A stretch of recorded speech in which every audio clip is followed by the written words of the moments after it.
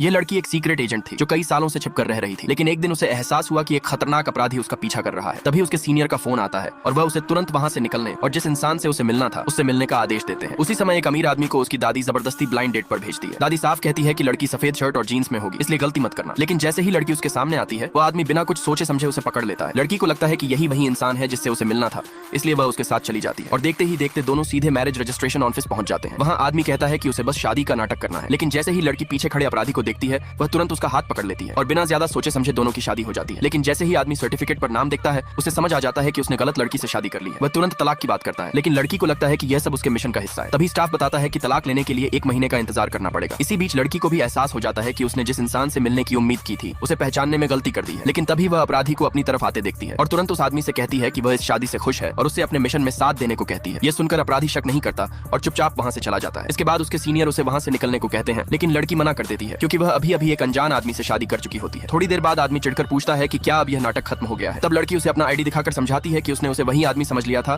जिससे उसे मिलना था और फिर अपना नंबर देकर वहां से चली जाती है। रात में आदमी शादी का सर्टिफिकेट अपनी दादी को दिखाता है। ये देखकर दादी गुस्से में उसे डांटने लगती है कि उसने किसी अजनबी से शादी कैसे कर ली, लेकिन आदमी कहता है कि उसने दादी का काम पूरा कर दिया है और वहां से निकल जाता है। उधर लड़की सोच में पड़ जाती है कि वह तो सिर्फ एक मिशन पर थी, फिर वह बिना वजह उस आदमी से शादी कैसे कर बैठी। लेकिन जैसे ही वह घर पहुंचती है, वह देखती है कि उसके दादाजी जमीन पर बेहोश पड़े हैं। बाद में डॉक्टर बताता है कि उसके दादाजी के पास सिर्फ 2 महीने का समय बचा है। यह सुनकर दादाजी उससे 2 वादे करने को कहते हैं। पहला, कि वह एक सामान्य जिंदगी जिए क्योंकि वह नहीं चाहते कि उसकी नौकरी इतनी खतरनाक हो, और दूसरा कि वह जल्द से जल्द शादी कर ले। तभी लड़की को याद आता है कि उसकी शादी तो पहले ही हो चुकी है, लेकिन उसे उस आदमी का नाम तक याद नहीं होता। उधर उस आदमी का असिस्टेंट उसे समझाता है कि वह पहले से शादीशुदा है, इसलिए उसे उस लड़की के साथ रहने की कोशिश करनी चाहिए। इसके बाद वह लड़की को कॉल करता है, लेकिन जैसे ही वह आदमी खुद को उसका पति बताता है, लड़की गुस्से में फोन काट देती है। फिर अगले ही पल उसे एहसास होता है कि फोन पर कौन था, तो वह तुरंत वापस कॉल करती है और अपनी गलती के लिए माफी मांग